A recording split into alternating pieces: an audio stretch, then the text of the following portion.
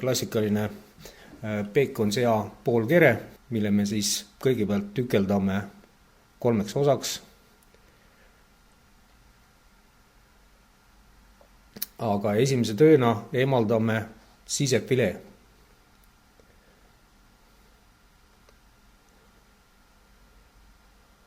Enamus tööd lihalõikuse juures peab käima noa otsaga, et mitte vigastada sisemisi lihasgruppe. Lõikame lahti sisefilee pea.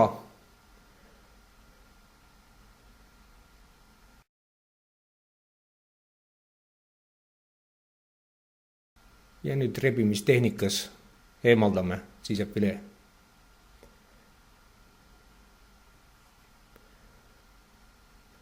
Nüüd eemaldame sisefileel pealmised kiled.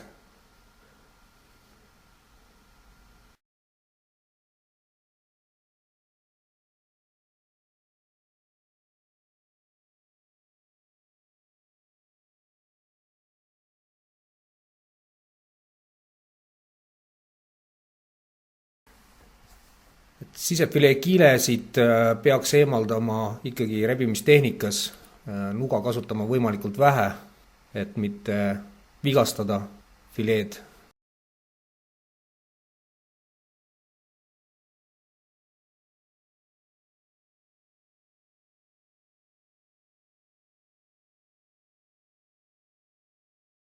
Ainult sisefilee pea puhastatakse noa otsaga, kuna käsitsi rebides võib koos kiledega kaasa tulla ka see sisefilee pea.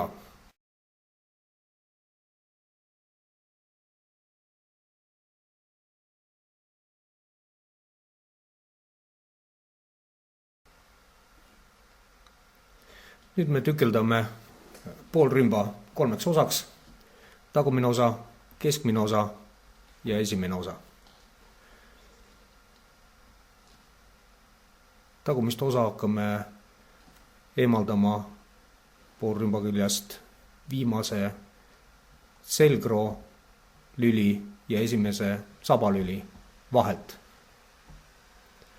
Teeme sisselõike.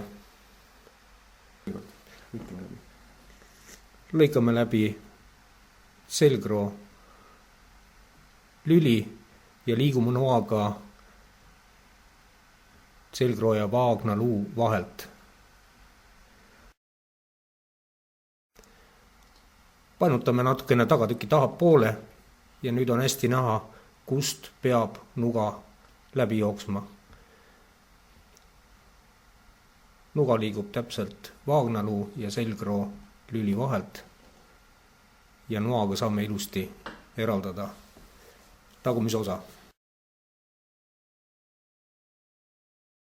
Sama tööd saab teha ka saega, kas siis lintsaega või käsisaega, aga probleem on selles, et saega otse läbi saagides jääb vaagnaluu ots seljakarbonaadi sisse. Pärast on seda väga ebameeldiv eraldada. Nüüd eraldame keskmise osa. Keskmist osa eraldatakse tagatpoolt lugedes 8. ribi tagant. Lõikame selgroo lüli läbi, lõikame rinnaku luu läbi.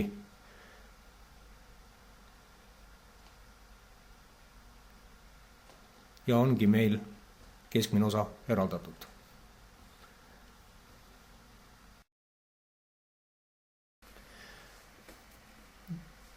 Nüüd siis teeme lihalõikuse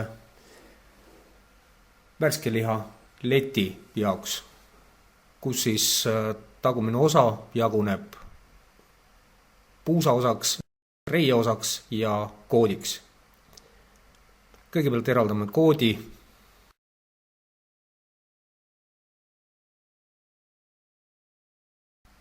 Koodi eraldame kaares, mitte risti.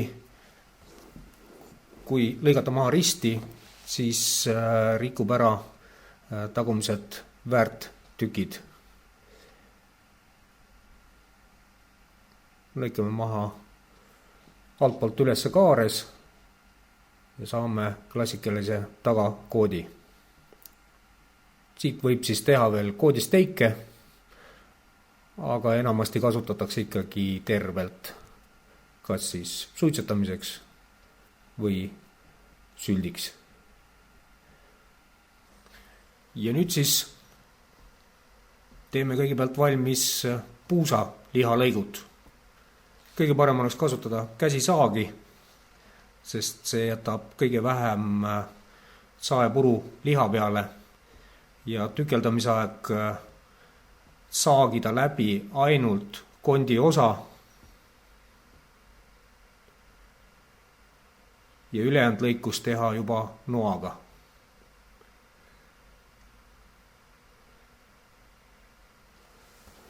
Siis me saame ilusa puhta lõikepinna. Kui me saeme läbi saega kogu lihaosa, satub kondipuru liha peale.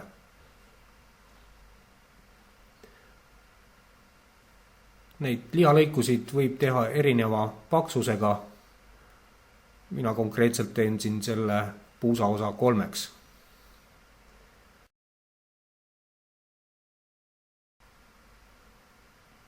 Jällegi saeme läbi ainult kondi.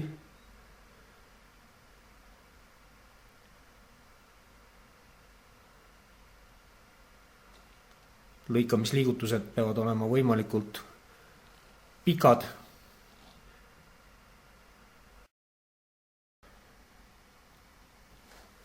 Ja jällegi saagi kasutada mitte rohkem kui ainult kondi läbisaagimiseks. Nuga peab olema hästi terav, et lõikepind jääks ilus, et ei tekiks sellist noaga saagimist.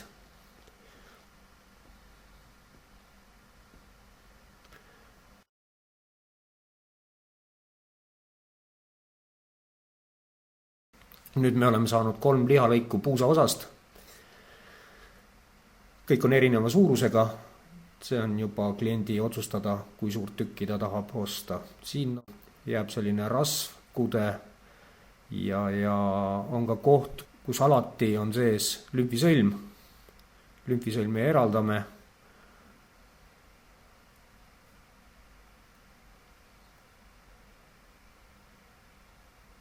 Ja ülejäänud saab siin siis kamar ära puhastada ja väike tükk hakkliha-materjali.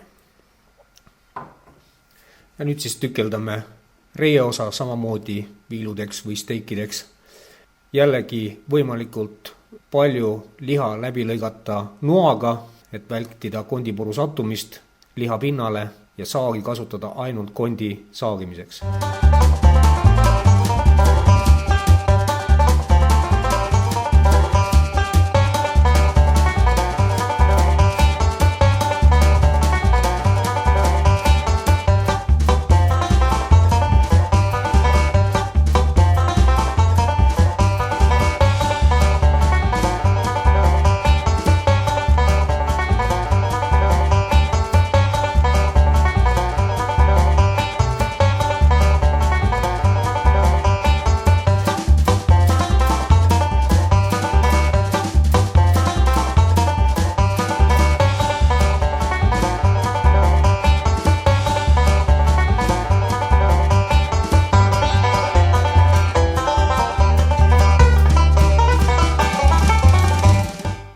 Ja nüüd siin me oleme saanud klassikalised reie lõigud.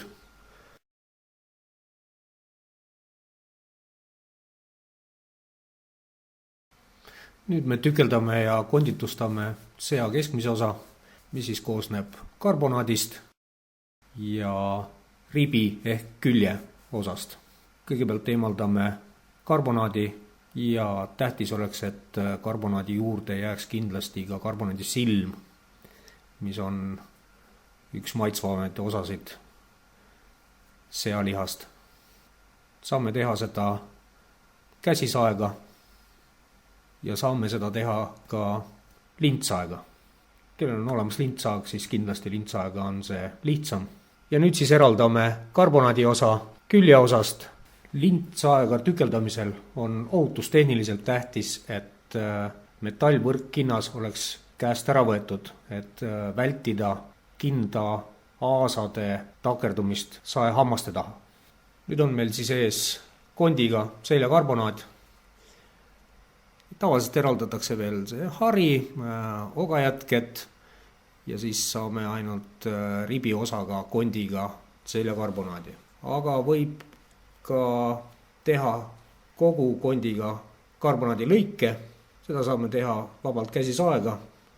Jällegi saeme läbi ainult kondi osa, ülejäänud lõikame noaga.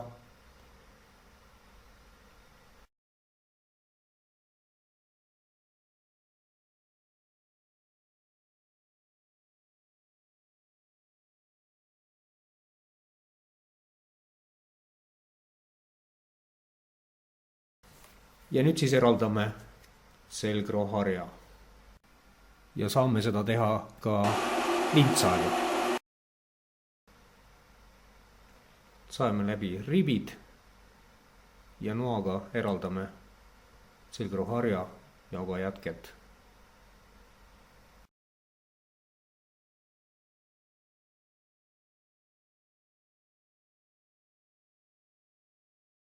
Ja need nüüd selgroo kondid saab kasutada väga edukalt supi keetmiseks. Ja siin on meil klassikaline kondiga seljakarbonaad. Lõikame otsad ilusaks.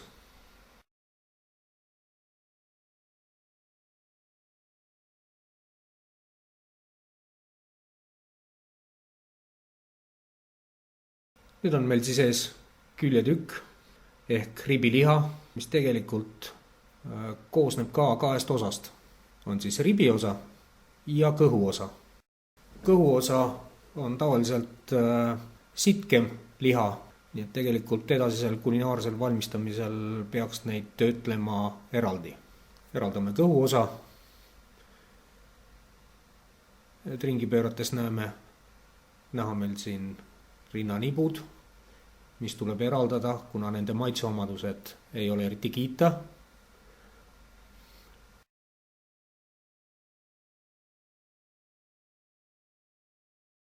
Värskelialetis võib müüa nii 2 tükina ja nüüd ribidega küljeosast eraldame veel peekoni. Jääb meile nüüd siis ribiliha ja kõigile eestlastele hästi tuttav peekon. Kõhuosast me peekonit ei eralda ja nüüd meil ongi värskelialetti küljeliha tükeldatud. Ja nüüd tükeldame värskelialetti ka esiosa. Kõigepealt eraldame põse.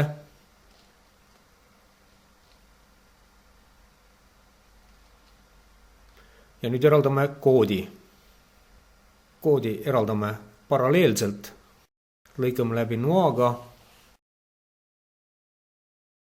Saega saame läbi kondi.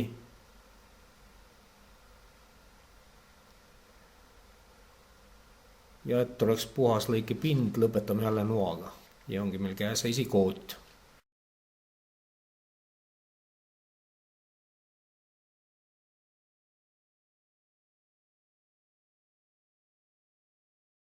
Nüüd siis tükeldame esiosa veel eraldi kondiga tükkideks. Kõigepealt eraldame kaelakarbonaadi osa.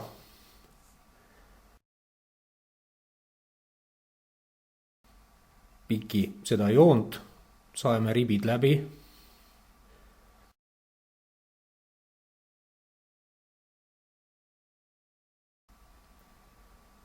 Lõikame noaga kuni abaluuni.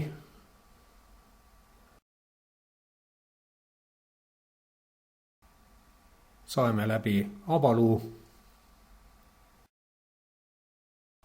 Ja lõpetame jällegi noaga.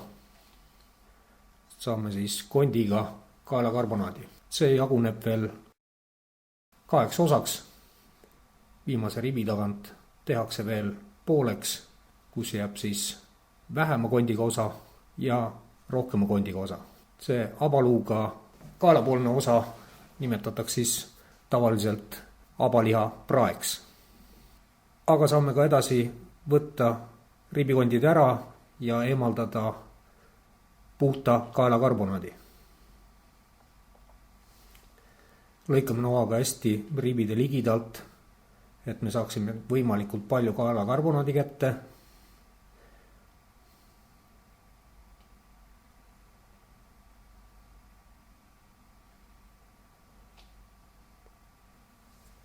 Eemaldame ühes tükis ribikondi ja kaelakondi. Nüüd on tähtis jälgida, et need kaelakondi liigeste kõhred ei jääks kaelakarbonaadi külge, sest need on pehmed ja nuga tihtipeale lõikab nendest lihtsalt läbi. Seda ribi ja kaelakonti on edasiselt hea kasutada suitsutamiseks või siis supikondiks. Eraldame veel viimased kondijäägid, korrastame. On selline kirjutamata reegel, et alati on lihalõikuses lihtsam lõigata väikest tükki suure tüki küljest. Ja nüüd siis eraldame kaelakarbonaadi, lõikame abaluu pealt lahti ja paralleelselt seljaga lõikame lahti kogu kaelakarbonaadi. Korrastame ja nüüd jääb kaelakarbonaadi külge veel selline hästi kõva kõhreline osa, millega kaelakarbonaat kinnitub selgroo külge. Vot see osa. See tuleks ilmtingimata eemaldada, kuna ükski küpsetusviis seda pehmeks ei tee. Oleks hea ka eemaldada kaelakarbonaadi küljest just see pea külge kinnituv osa 3-4 sentimeetrit, kuna see liha on ka võrreldes muu kaelakarbonaadi lihaga oluliselt sitkem. Seda võib pigem kasutada rohkem edasiselt supilihaks. Ja nüüd on meil siis käes klassikaline kaelakarbonaat.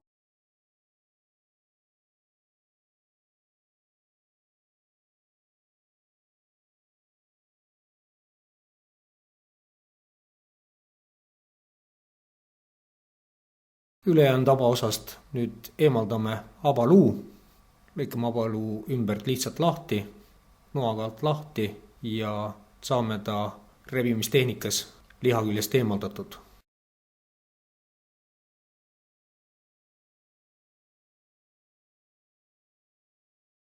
Nii, nüüd sellest osast, mis jäi kaelakarbonaadi alla, aga nimetatakse ikka abalihaks, saame siis lõigata ühe praetüki või siis suitsulihaks kasutatava tüki.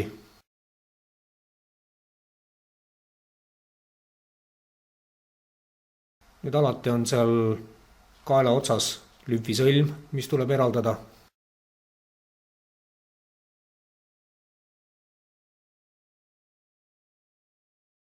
Ja edasi võime ka eraldada selle abaliha. See on siis selline liha, mis kõlbab edasiselt kas siis praetükiks või siis tükeldatuna strogonoviks, erinevateks hautisteks. Vahest jääb külge abaluu kõhr, mis tuleb kindlasti eraldada.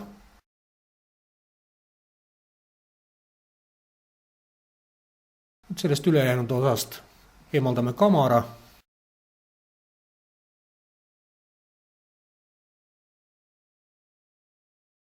Ja jääb meil üle selline rasvane sealiha, mida on siis võimalik kasutada kotlettidesse, pasteetidesse. Turjapoolsest osast eraldame samuti kamara.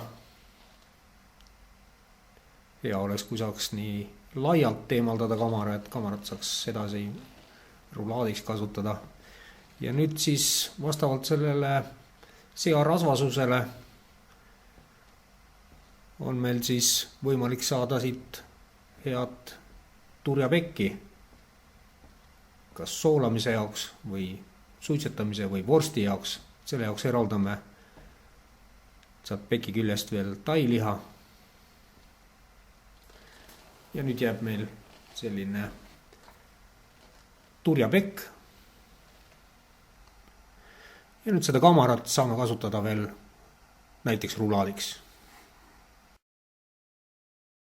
Nüüd on siis meil jäänud abaliha kondiga, mis jaguneb ka omakorda kaheks.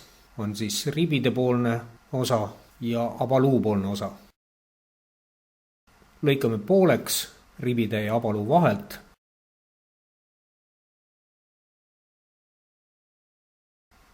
Jääb meil selline ribikondiga abaliha. Võime ka ribikondi eraldada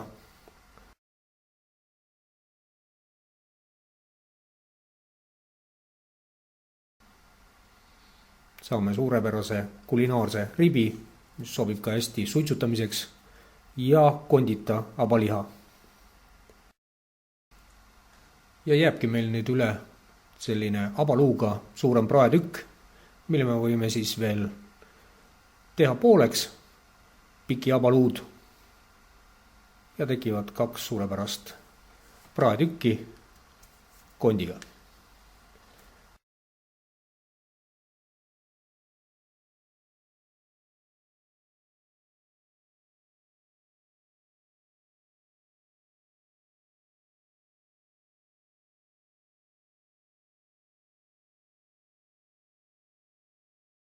Selline kodune ja letilihaalõikus oli meil suhteliselt lihtne, nagu me nägime. Selle poole me siis tükeldame ja lõikame nii, nagu teevad suured tööstused. Samamoodi tükeldatakse poolkere 3 osaks ja esimesena jällegi eemaldame sisefilee.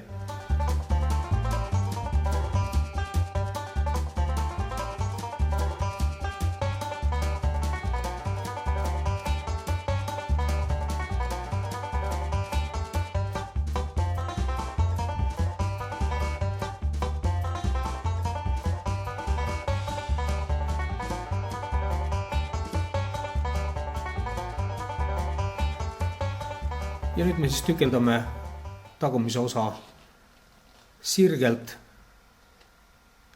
nagu suures tööstes tehtaks lintsaega, ja siis me pärast näeme, kuidas selle vaagnaluu ots jääb seljakarbonaadi sisse. Ma lõikan praegu siit läbi noaga, kuna saag lihtsalt ei ulatu täies pikkusest läbi lõikama. Seljaosa eraldame täpselt samamoodi, nagu oleks eraldatud lintsaega sirgelt, enam-vähem samamoodi 8 ribi tagant.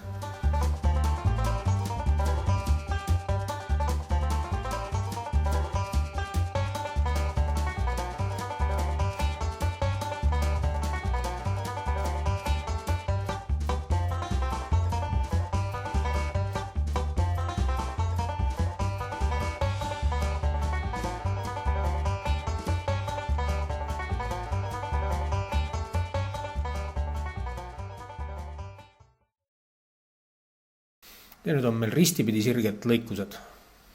Ja nüüd siis hakkame tükeldama tagaosa. Võib võtta esimesena koodi, mina isiklikult võtan kõigepealt ära vaagnalu.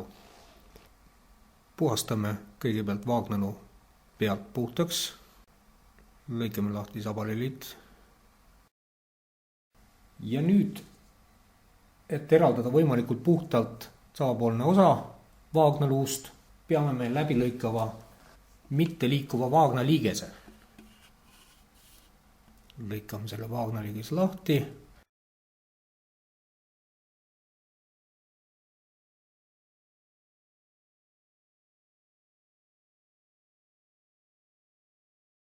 Murrame sabaosa lahti ja lõikame küljest ära.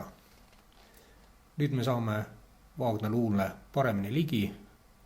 Lõikame ta ümbertringi lahti, lõikame lahti kuni vaagnaliigeseni ja vaagnaliigese läbi lõigates saame liikuda noaga vaagnaluu alla.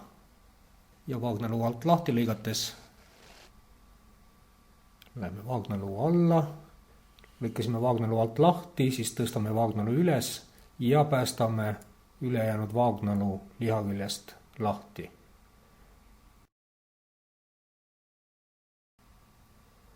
Vastavalt vajadusele siis puhastame vaagnaluud. Nüüd eemaldame koodi jällegi kaarlõikega alt ülesse.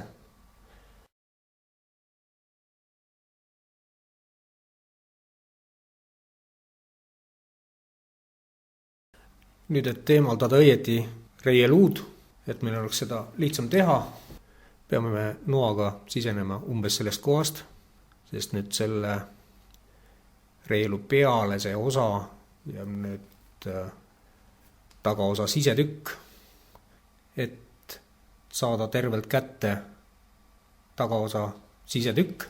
Selle jaoks eemaldame kamara, et me näeks õiget sisselõike kohta ja nüüd me näeme õiget sisselõike kohta.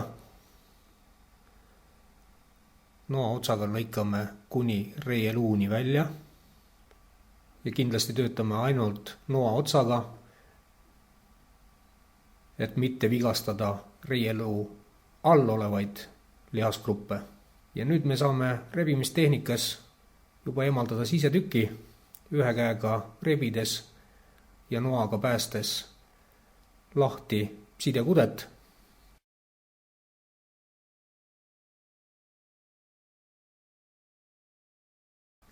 Ja oleme kätte saanud sisetüki, mis vajab veel puhastamist.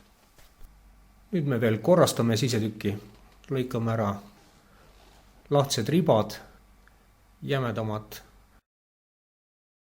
kiled, vajadusel eemaldame ka sisetüki mütsi. Siin on näha see eralduskoht, sisetükk ise on heledam, müts on tumedam, pool mütsist tuleb lahti rebides ja teine pool tuleb lõigata õhukeselt noaga. Veel natukene korrastame.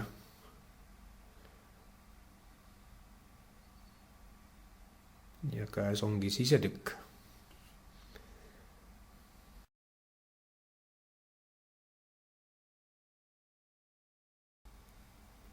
Nüüd eraldame reieluu. Lõikame noa otsaga nii palju kui võimalik reieluu lahti. Nüüd võib lõigata kohe ümbert põrve kederluu, võib ka reieluu ja kederluu vahelt. Et see on juba vastavalt lihalõikaja soovile. Nüüd on meil reieluu eraldatud ja nüüd on meil edasiseks lõikuseks 2 varianti. Kas me jätame kõik need ülejäänud lihasgrupid kokku, selle jaoks eraldame üleliigsed lahti lõigatud kamarad, lõikame lihasgruppide vahelt välja suuremad rasvakogumid ja veresooned. Ja nüüd me võime teiselt poolt veel võtta natukene vähemaks kamarat ja uuesti ringil pööratult ja töödatult pärast kõik kokku seotult saame ühe ilusa suure ümmarguse singi kera. Samas võime ka kõik lihasgrupid eraldi välja võtta. Tuleb meil siit siis pähkeltükk, välistükk, välistüki silm ja puusatükk. Nüüd eraldame kõigepealt sellise põlve all oleva lihasgrupi, nagu kataloogipõhine liha ei ole, aga sobib väga hästi šašlõkiks, kilesinkideks. Ja nüüd siis kõigepealt eraldame pähkeltüki. Noorel õiges konditsioonis seal on võimalik enam-vähem kõiki tükke eraldada rebimistehnikas, keerata lihtsalt kilede seest välja ja ainult lõpus vabastada noaga. Korrastame, lõikame ära lahtised liharibad ja suuremad rasvkoetükid ja saamegi sellise pähklikujuise tüki.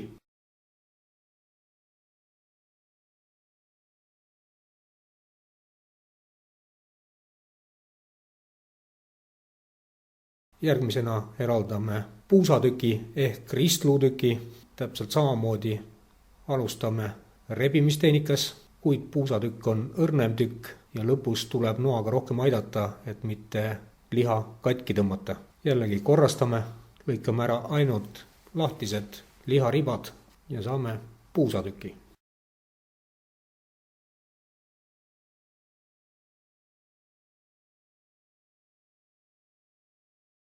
Nüüd jääb meil veel välistükk koos välistüki silmaga. Sellest on mõistlik teha koos kamaraga sinki. Selle jaoks lõikame ära ainult üleliigse kamara ja jääbki meil selline kolmnurkne ilus suur singitükk. Nii, ja kui on vaja, siis eraldame ka välistüki ja välistüki silma pegi ja kamara küljest. Välistükk ei tule rebimistehnikas rasvase osa küljest lahti, seda peab lõikama. Puhastame pealt rasvasema liha maha.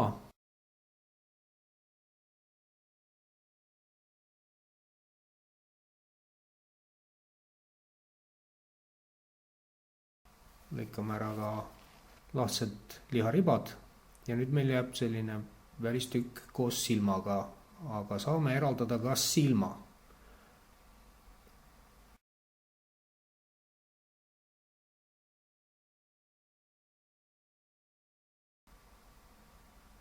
Korrastame.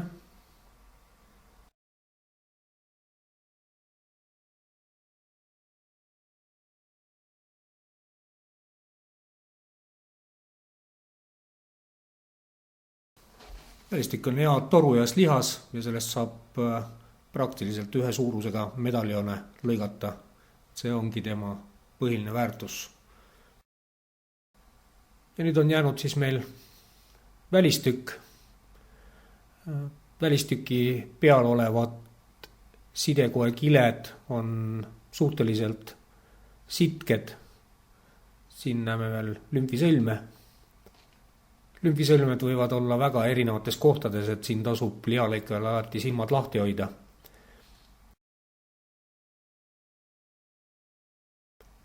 Ja välistükil, kui me tahame kulinaarselt edasi kasutada, siis me kindlasti peame kõik selle tugevama sidekoe kile maha lõikama.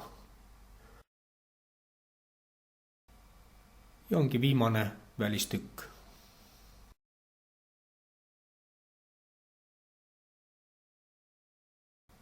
Nüüd alles jäänud rasvaselt lihalt eemaldame kamara. Kui meil ei ole käepärast kamaramasinat, saame seda teha ka edukalt käsitsi, lõikame ribad ja sellisel meetodil eemaldame kamara. Oleks hea, kui noa tera oleks kumer, sest kumera teraga noa kasutegur on suurem. Ja siit me saame rasvase vorstiliha ja nii me saame nüüd puhta seakamara edasiseks töötlemiseks ja rasvase sealiha kas siis vorsti või mingiks muuks otstarbeks. Keskmise osa tükeldame jälle kaheks, karbonaadi osa ja külje osa. Seda saame siis teha nii käsisaega kui lintsaega. Karbonaadi osalt eraldame kondi. Siin on näha meil nüüd vaagnaluu ots, mis jääb keskmise osa külge, kui risti pidi lintsaega eraldada keskosa tagaosast. Lõikame ümber selle, noa otsaga töötades lõikame võimalikult kondi ligidalt lahti ribid ja selgroo karbonaadi küljest. See on nagu kõige raskem töö selle küljetüki juures, et nüüd võimalikult saada kont puhtaks ja mitte lõigata sisse seljafileesse.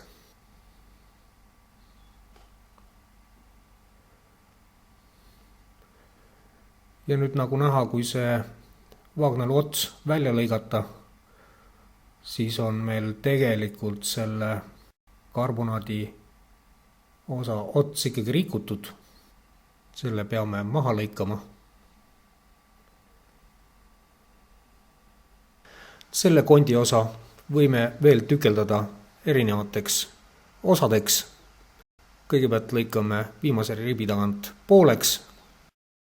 Lõikame lahtised lihaosad ära ja kas siis käsisaega või lintsaega eraldame lülisamba. Ja sellise tükeldamise käigus saame siis lülisamba kondid, mis sobivad rohkem supikondiks, miks mitte ka suitsetamiseks. Lihasema kondi keskosa tagumisest osast, mis siis sobib ka suitsetamiseks, küpsetamiseks. Tavaliselt tehakse õllest näkke. Ja kulinaarse riviplaadi, mis siis eelkõige sobib grillimiseks. Nüüd me oleme siis saanud seljakarbonaadi koos peki ja kamaraga, mida saab kasutada singiks, praadideks. Aga eraldame siit ka puhta seljafilee. Seda saab teha jällegi suures osas rebimistehnikas. Seljapoolsest osast võib aidata natukene noaga ja ka päris lõpus võib aidata noaga. Ja ongi meil käes puhas seljafilee. Pisut korrastame.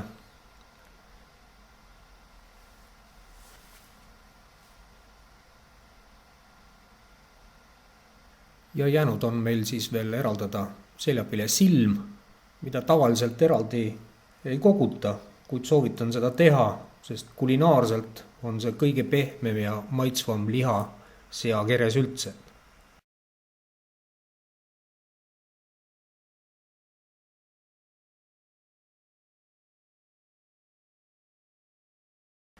Ja nüüd jääb siis meile veel seljapeki osa.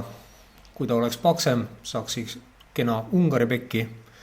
See on õhukene, aga siit saame siiski hea vorstipekki. Et nüüd vorstipekk oleks ilusti puhas ja valge ja jätaks vorsti sisse ilusa valge mustri, siis peame ta lõikama tai lihast võimalikult puhtaks. Ja lõpuks muidugi eraldatakse ka peki küljest kamar. Küljeosast me eemaldame ribid. Kõigepealt eemaldame rinna ja kõhu kõhre osa. Lõikame lahti kõhre ribikontide küljest ja saame selle kõhre osa rebimistehnikas eemaldada. Kuigi siin tuleb ettevaatlik olla, et mitte alumist liha kaasa tõmmata ja vajadusel siis aidata noaga. Kõhre osa on kulinaarselt väga maitsev ja sisaldab suhteliselt palju liha. Sobib nii suitsetamiseks kui küpsetamiseks. Ja nüüd siis eraldame küljelihast ribikondid. Tavaliselt tehakse seda ribinoaga, aga saab ka teha ilma ribinoata. Selle jaoks noa otsaga lõikame mõlemalt poolt ribikondid lahti ja pooleldi rebides noaga aidetes eemaldame ribikondid. Teine variant on eemaldada kõik ribikondid ühtse plaadina ja selline ribiplaat on eelkõige kasutatav kulinaarse ja grillitava ribina. Siin on näha, et kui me ühekaupa ribikondid eraldame, siis küljelihale jääb liha rohkem. Nüüd eraldame selle klassikalise peekoni ehk kõhu ääre. See on tavaliselt sitkem liha, kui on ribide all olev liha. Ka siit eemaldame rinnanibud ja nüüd oleme saanud singitooraineks kasutatava peekoni. Ja ongi jäänud meil järgi klassikaline ribiliha kondita ehk küljeliha kondita, mida kasutatakse siis enamasti terves tükis singitoorainena. Esitükist esimesena jällegi eemaldame põse, seejärel koodi, samamoodi enam-vähem paralleelselt selgrooga.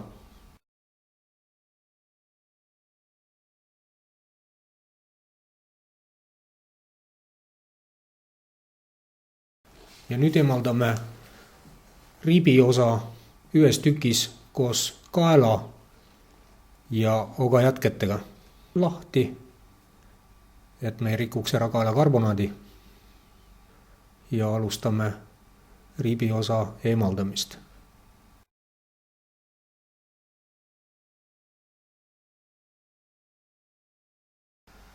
Seda ribi saame veel tükeldada 3 osaks. On siis ribide osa,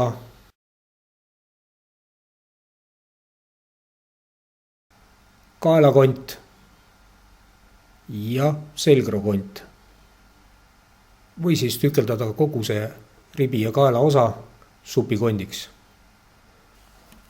Ribi ja kaelakondi puhtuse otsustab juba iga töötleja ise. Järgnevalt võtame esitükist välja õlavarreluu ja abaluu. Selleks lõikame õlavarreluu lahti. Nüüd peapoolsest osast lahti lõigatud liha sobib kõige paremini pasteetidesse. Lõikame ka teiselt poolt õlavarreluu lahti ja jõuame välja abaluuni. Abaluu lõikame lahti ühe külje pealt. abaliha poolse külje pealt ja noa otsaga, nii et nuga ei läheks abaluu all olevasse abalihasse. Järgnevalt lõikame lahti küünarluu ja abaluu vahelise liigese ja puhastame pealtpoolt lahti abaluu. Nüüd selle jaoks, et pärast saaks teha kaalakarbonaadist sinki koos peki ja kamaraga, me ei hakka täiesti lahti lõikama kaalakarbonaadi, vaid võtame ainult vahelt välja abaluu. Selle jaoks päästame lahti abaluu otsa ehk pea, aga ainult otsa, et saada võimalikult puhtalt kätte abaluu.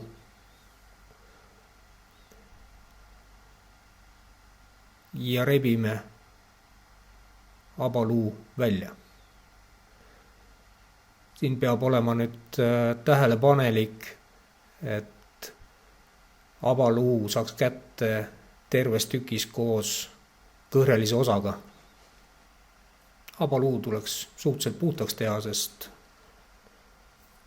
teda nagu eriti toidukondina ei kasutata.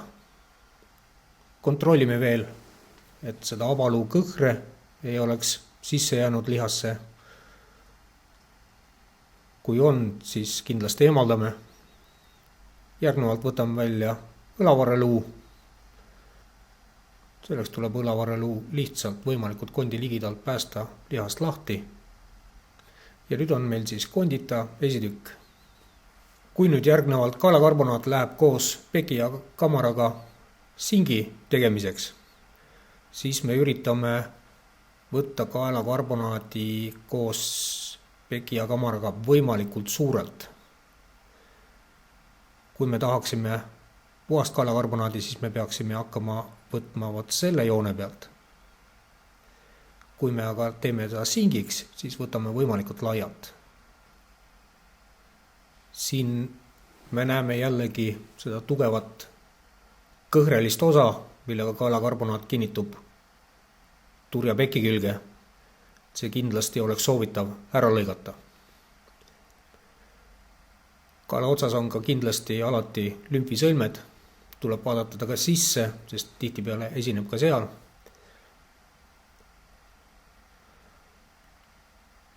Ja nüüd võib terves tükis temast teha sinki. Võib ka ääre poolt peki osa kitsamaks lõigata. Nii, aga vajaduselt eemaldame siis siit kaalakarbonaadi. Siin on nüüd näha, et tihtipeale on kaalakarbonaadi all veel kaelapoolses osas väiksed lümfisõlmed. Nüüd eraldame kaalakarbonaadi võimalikult suurelt. Jällegi eraldame veel seda tugevat kõhre.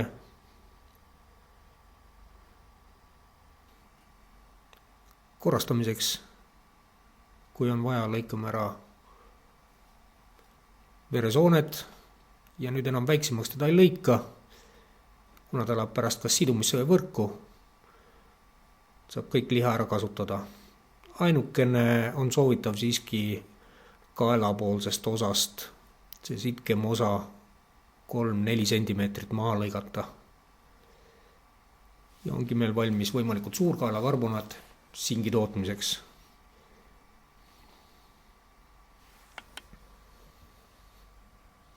Kui meil nüüd ei oleks vaja olnud sinki teha kaalakarbonaadi koos peki ja kamaraga, siis me oleks võtnud ainult ära kaalakarbonaadi ja terve see tükk oleks jäänud terveks ja me oleks saanud nii ringiratast ühes terves suures tükis abaliha. Nüüd me peame selle abaliha võtma 2 tükis. Ja eraldame siis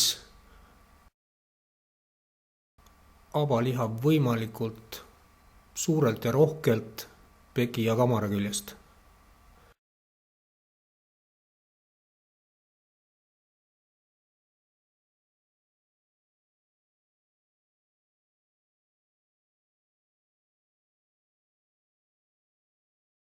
abakondi eemaldamisel jäävad abaliha külge abakonti lihaga siduvad tugevad kõhred, mis tuleb kindlasti ära lõigata. Ja veel tuleb ka kindlasti ära lõigata suuremad veresooned, mis on väga hästi nähtavad abatüki peal. Ja ongi meil nüüd valmis abaliha kondita ja kamarata.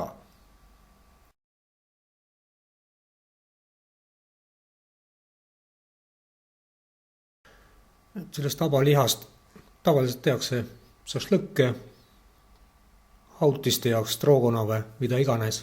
Aga nüüd me võtame siit välja ka päris abatüki enda, mis on siis kataloogi põhiliselt nimetusega abatükk. Ja me näeme, kui väike ta tegelikult on.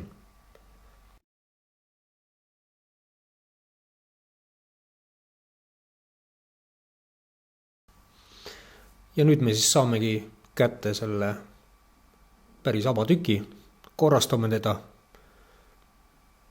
Abatükk on siis sellise kolmnurkse kujuga ja nii vähe jääb teda järgi.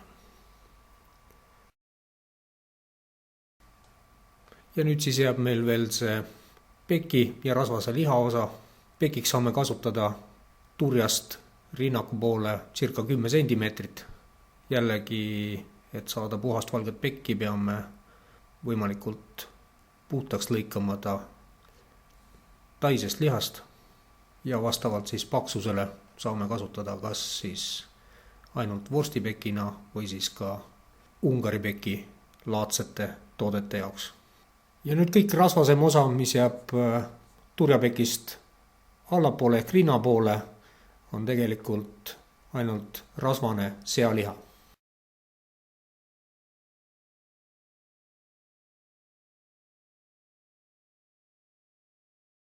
Nüril noal on vastu tera vaadates näha valge joon. Kõigepealt siis laseme noale ühelt poolt peale laiema faasi, teiselt poolt kitsama. Kui käi on võõras, siis paneme käia käima ja laseme kõigepealt ettevaatlikult üle käiaketta noa ja vaatame seda jälge, et kui laialt ja kui tugevalt kedas võtab. Ja me näeme, et me saime faasi praktiliselt samasuguse, nagu sel noal oli ennem ja nüüd proovime ka teisel poole teha samasuguse faasi. Nii, nüüd on näha, et meil see valge joon on kadunud peaaegu ja nüüd me ainult poleerime mõlemad faasi aeglasema vesikäijaga. Selliseid kitsaid ja õukesi nugasid saab väga hästi poleerida käiakivi peal. Kui aga nuga on laiem ja paksem ja faas on ka laiem, siis on soovitav poleerida seda faasi käiaketta külje peal. Nüüd kui oleme käia peal noa üle lastnud, tundub visuaalselt kõik korras, on meil siiski vaja kontrollida, kas me ei ole nuga liiga õhukeseks lastnud ja kas tera ei ole 2 korra läinud. Seda saame me hästi kontrollida küüne otsaga, kui me libistame küüne otsa üle tera ja kui seal on tunda takistust, siis järelikult on tera natukene 2 korra. Et seda nüüd parandada, siis proovime kõigepealt seda teha terituspulga peal. Kui ta on läinud 2 korra minimaalselt, siis terituspulk võtab selle kohe maha. Kui aga terituspulk maha ei võta, siis peame üritama uuesti poleerida. Ja kui teraga kõik on korras, siis anname viimase lihvi terituspulgaga. Näiteks võib teritada niimoodi, nagu vikatid luisata, kuid mina soovitan siiski sellist meetodit, kus saab tera libisemist terituspulga peal rohkem kontrollida, et teritatud saaks kogu noatera pind.